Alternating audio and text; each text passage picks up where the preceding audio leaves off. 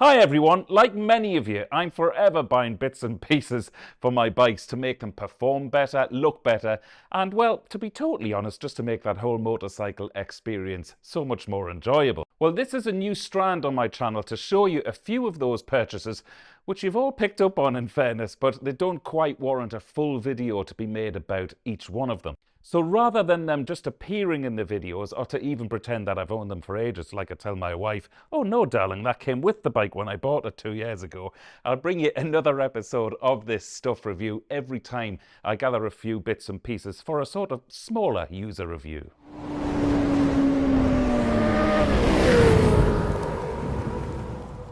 Okay, so let's kickstart this series with see what I did there?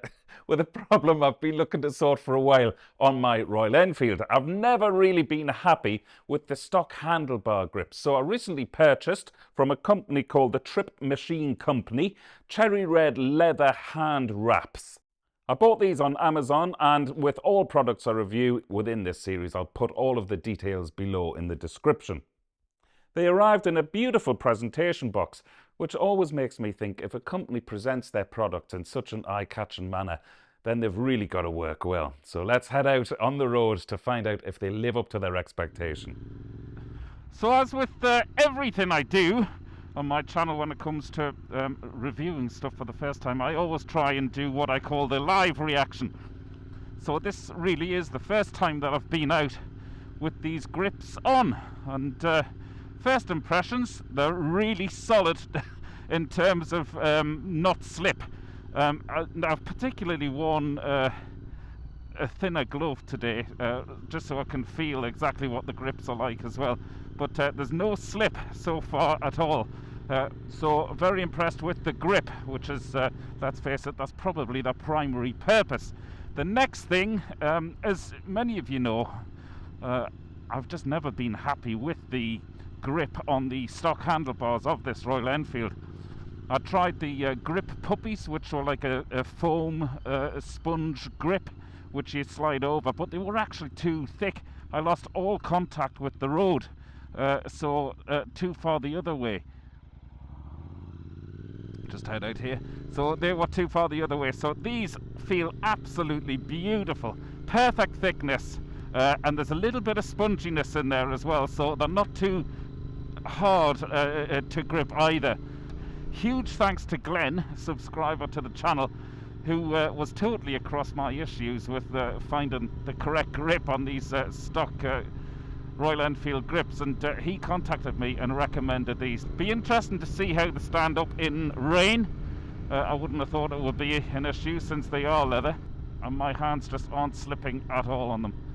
Very, very happy. One thing I would mention is that they come with no instructions, so it's fairly easy to figure it out, but I wound them onto my handlebars the wrong way. I started from the inside working out, and as you can see, I'll just check there's no traffic behind because I don't have cruise control on this bike, so I have an extra wrap or two on the end of the bar. I should have started the wrap here and worked back in to have that extra bit of a wrap on the inside of the grip, but listen, that's not really an issue at all. The other thing I will point out though is that oh, tractor coming out in front of me now, we're reduced to about 3 miles an hour. Yeah, the other thing I will point out is that to make the end of it stick, he's going straight in there, it's fine.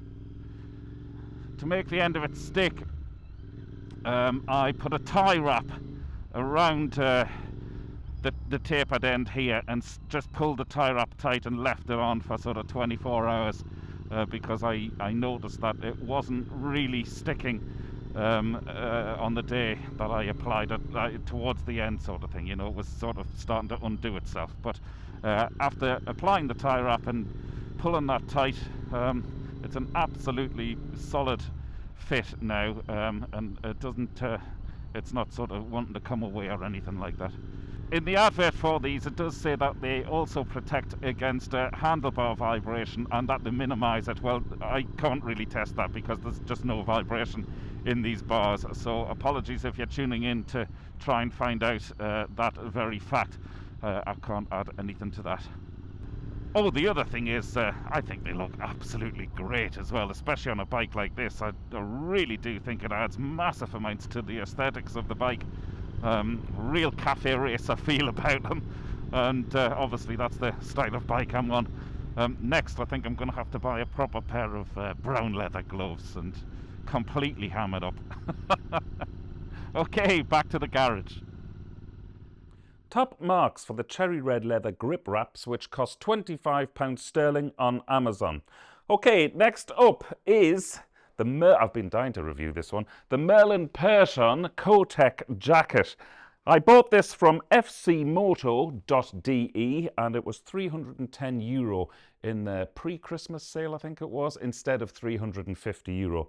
Not cheap, but I actually don't mind telling you this. I sent Merlin an email explaining that I was a moto vlogger, have a rapidly expanding YouTube channel, and I'd love to review their jacket in exchange for a sort of substantial discount, shall we say.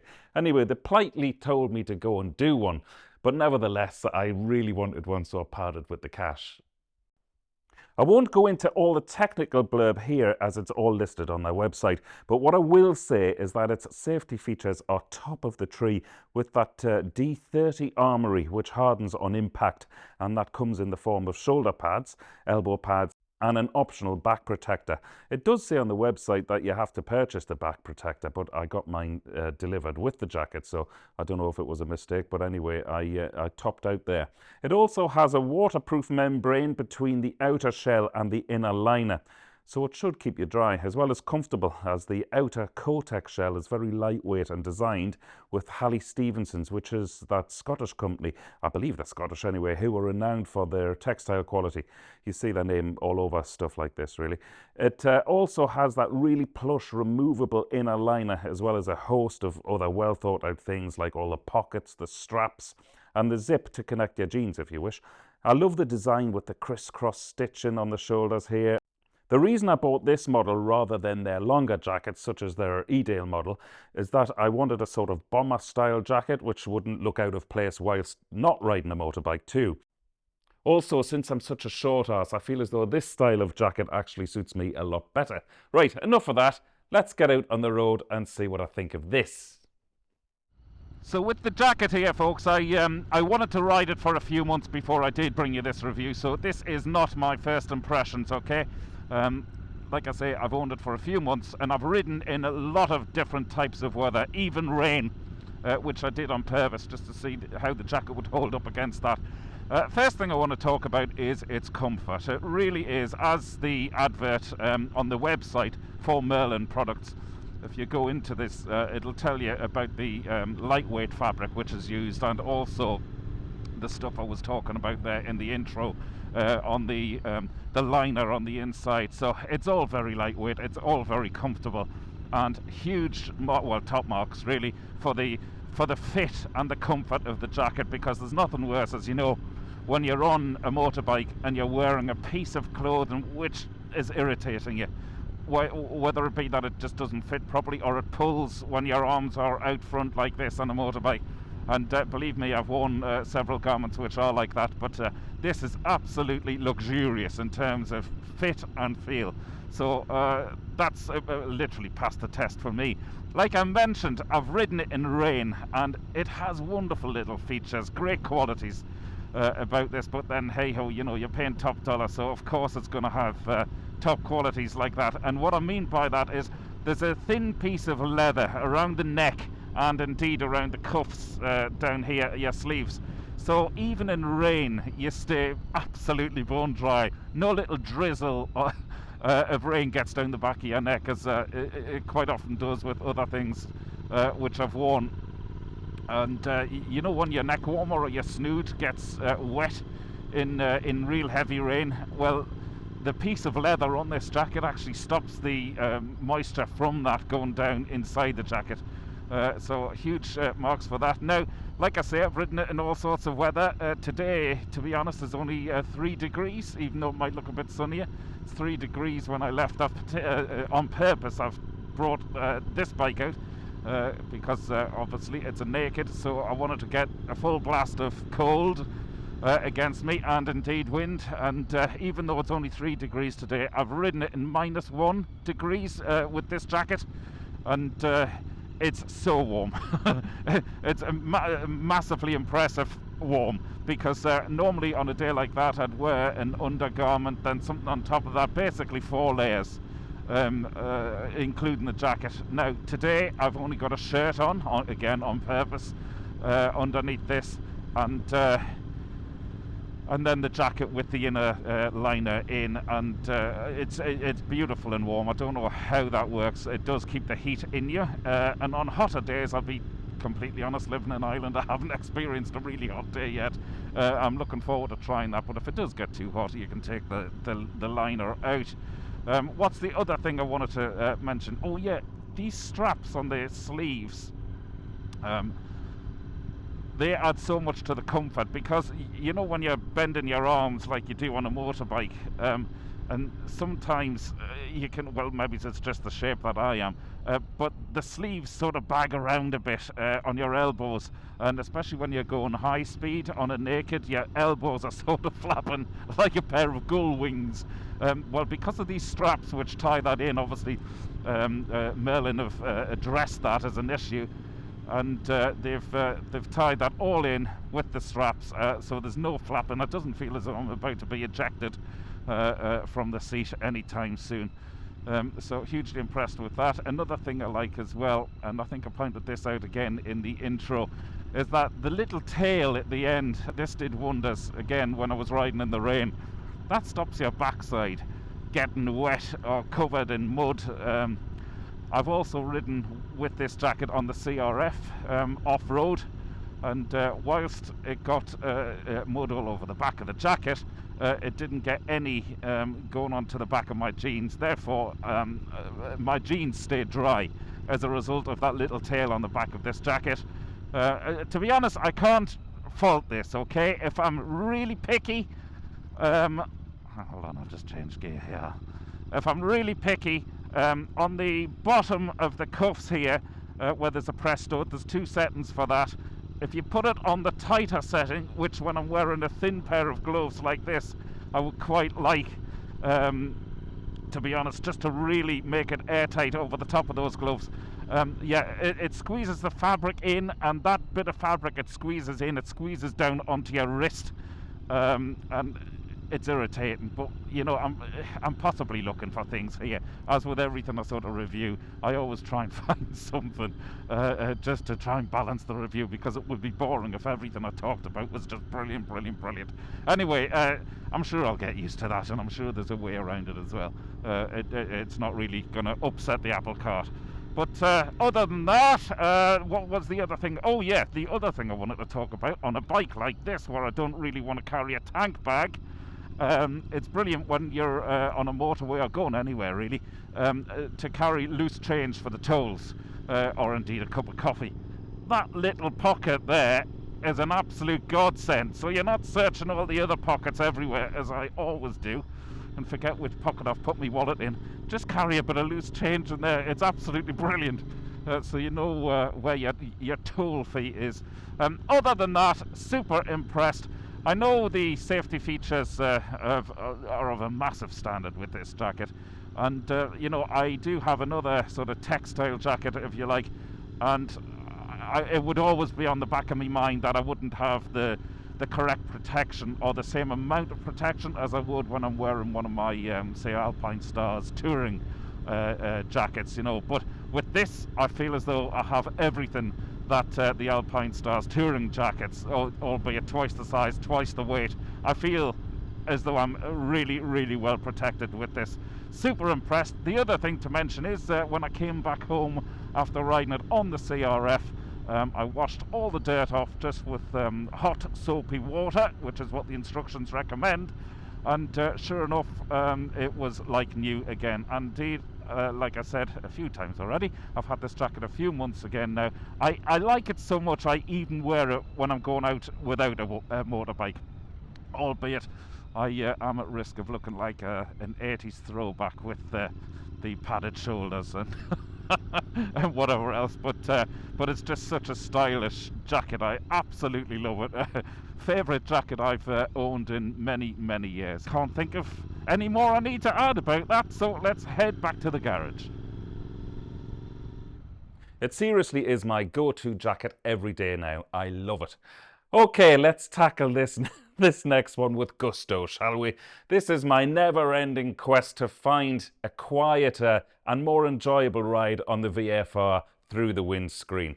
I recently purchased the Puig Wind deflector from XLmoto.ie as a last attempt to reduce the wind noise whilst out riding this bike. I should say the wind noise wouldn't normally bother me if I was out riding and not vlogging, as I would always wear earplugs anyway, but when I'm making videos I just can't wear earplugs for some reason, and the sound on the microphones is seriously affected by the noise, so I knew that I had to do something about it. To try and test the theory rather than spending another €70 on the Puig deflector, I bought a cheapie for €30, again off Amazon, and I can honestly say that in all my years of buying stuff from Amazon, this was single-handedly the worst product I'd ever bought. Ever. You couldn't even see clearly through it as the cheap plastic was pitted so much, and then despite no instructions, it also had several screws and washers missing. So that went back, and I've just done what I should have done in the first place, which was to buy the Puig one, which is the proper one to match the bubble screen. I've done that now, and when it arrived I was delighted to see instructions and the fact that all the components were there, as well as the piece itself looking like a quality made product. The big question is, will it work? Well, there's only one way to find out. So it's definitely reduced in terms of noise level. There is no buffeting whatsoever, but then there wasn't when I just had the double bubble windscreen by itself anyway. So definitely getting there. I am going to stop, and because the wind deflector is on the highest setting, and what I mean by that is it's on the tallest. I would have thought that that was more protection, but I'm going to stop and put it halfway down. I've read on these things that of course there is a sweet spot. I'll just find a suitable place to pull in after testing this now and put it into the mid position. Okay, I'll place it down. It's very stiff to move, which is great, so you do need to stop the bike, which is also good from a safety point of view. I'll put it halfway down and I'll angle it up like that. As you can see, it also has flexibility to move side to side. It's it works on 3 axes, this. Right, let's see what this is like. And try and get up to 100 kilometers an hour again. VTEC kicking in there, it's great. 100 kilometers an hour. I don't know if I'm imagining this, but I think it's quieter again. It's definitely workable with this though. I don't know how it sounds like on the video until I get home, of course, but in terms of noise level, now bearing in mind to do these tests I'm not wearing any ear protection, so with ear protection of course it'll be even better. One thing I do find is that I don't know if you remember the video when I first put the which video was it? I've done so many at this stage about the windscreen I can't remember, but one of the screens, I don't think it was this one, I think it was the Givey screen. I could barely hear myself think when I went out, and I was shouting, but not on purpose, but I felt as I had to shout to even hear myself when I was speaking. I'm not having any of those issues now, which is a great sign. I really do think that the wind deflector being lower down is even better. Do you know what I'm going to do? I'm going to stop again and put it down to its lowest setting and see what difference that is. I would have thought it worked the other way around, but what do I know, huh? Imagine that's going to do anything, to be honest, but it is the lowest setting for the purposes of this video.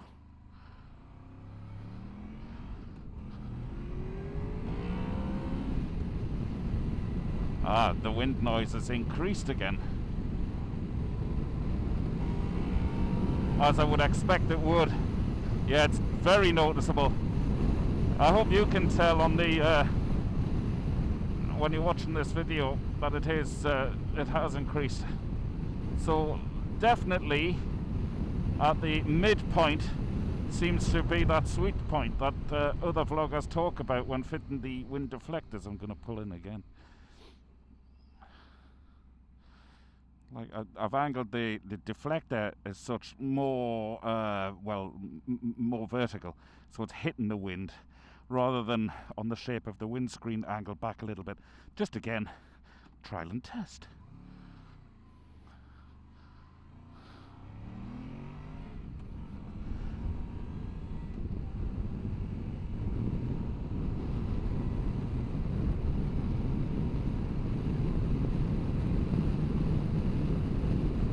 Yeah, that's noisy,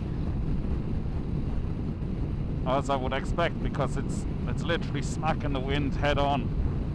But it's doing a great job at keeping the wind off me. I'm not feeling a thing here. There's no buffeting. So I've definitely got one problem solved. Just going to try and find that sweet spot for the noise. So I've angled it back and up one notch. So it's following the line of the windscreen, the deflector, if you can see that on this angle.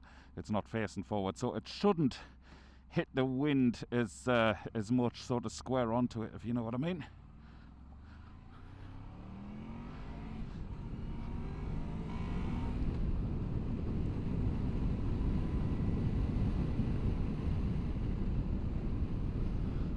We'll go left here. Now, dare I say it, I think I've just found the sweet spot for it. Not quite up to 100 kilometers an hour yet, but not far off it at the same time, and it's noticeable that the volume inside the helmet anyway has certainly reduced. No buffet, no wind on me. Look, even the sun's coming out to play. Could this be it, folks? Well, I'll tell you, it's definitely the best I've had so far. I'm very happy with this. 100 kilometers an hour, yeah, this is absolutely brilliant. What a massive improvement that is. I shouldn't have said brilliant, because it's not brilliant when you compare it to a GS, of course, but it's definitely the best I've had so far. 3 windscreens later and 2 deflectors later, and I've finally found, in the famous words of U2, finally found what I'm looking for. The other thing about this, before we go back to the garage, is that I'm really happy with the aesthetics of it. I think it looks great. I mean, I've never particularly liked the deflectors on a lot of bikes. I don't know, maybe it's just part of my brain trying to rationalize that this is what I'm going to put up with, so it's telling me that I have to like it. But I actually do think it adds to the looks. Hope it doesn't look too ugly on the video, and again, I'll know that when I get back. So yeah, very, very happy. Okay, let's get back to the garage. Hallelujah! I'm very happy and content to live with that wind noise, and I have no doubt I'll be able to fine-tune it even more over the next few rides. So last up is the SW-Motech Pro Micro tank bag. I bought this from Mavic2 here in Ireland. I actually made a video about that if you want to go and check it out, as it was the VFR's first proper spin out. But this was €120. Its capacity is 3 litres, but if you open the expansion zip, which is very, you see, even, it's so well designed, these things, because even the zip handle, if you like, is tucked away under a little flap, so it won't scrape your tank by waving around in the wind. But if you open that expansion zip, it expands to 5 litres. Incidentally, you will need to purchase the correct tank ring for your bike, which in my case was another €30. So let's see how it performs. Okay, folks, for the purposes of this, I'm going to angle the camera down a little bit more just so you can see the tank bag. So first things to report is that I can see absolutely straight over the top at all the instruments and my phone as well. With the bigger one, the SW-Siii Pro, which is on my GS, sometimes it's difficult to see the display panel. But yeah, there's no problems with that. Obviously, its profile is much smaller and flatter. I do love the way it suits this bike. There's a flash of red on it, obviously SW-Motech's colours, and obviously with the bike being red as well, it sort of looks as though I deliberately picked that bag on purpose just to match the colour of the bike. Not so, but I'm very happy with it. In the bag today, I've got my 360 camera. I've also got the selfie stick.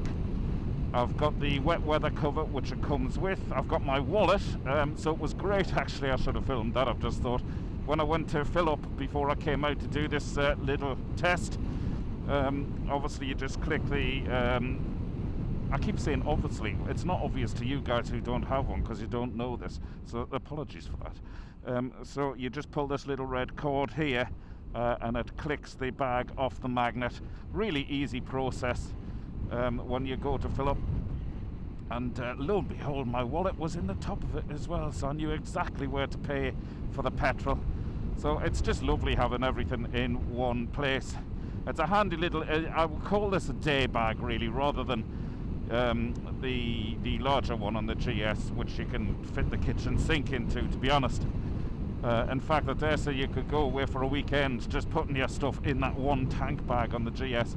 But for days away and trips out, it's great. I could also fit a small bottle of water in here and a protein bar or whatever you want. You can definitely fit a sandwich in there as well. It's just handy keeping everything in the one place. Feels absolutely solid, totally secure. Very happy all around with it. I haven't ridden with this one in the rain yet. I have done with the GS and also without the rain cover on it. And there wasn't a single drop of moisture on the inside. Now that could be to do with the aerodynamics of the GS, but I should try it one day on a naked bike maybe. And but then why would I? If you deliberately set out to prove something wrong, then of course you're going to find fault. So for my type of riding, this bag is absolutely perfect. Okay, if you're thinking about getting one of these, to me it's a no-brainer. Just check that. To me it's a no-brainer. I would, okay, yeah, they are a little bit pricey, but sure, to me they're the best bags out there. And like I say, well, as you know, this is the second bag I have now. I'm sort of pleased that I ended up buying this by default, because I couldn't loosen the screws on the larger one on the GS after Loctiting them in with stud, well, that's stud glue, whatever you call it, because I'm in Egypt. Anyway, yeah, I'm delighted I'm in Egypt now because I love this bag. Okay, let's get back to the garage. Well, that's it, folks, for this first episode of Stuff Review. I enjoyed that. I hope you did too. If you have any questions about any of the products I've spoken about today, leave them in the comments below. I'll also leave a link to each product in the description below as well. If you did enjoy the video, give me a like and a sub. It also sort of goes to help the channel. You know how it works at this stage. Other than that, see you next time. Slán.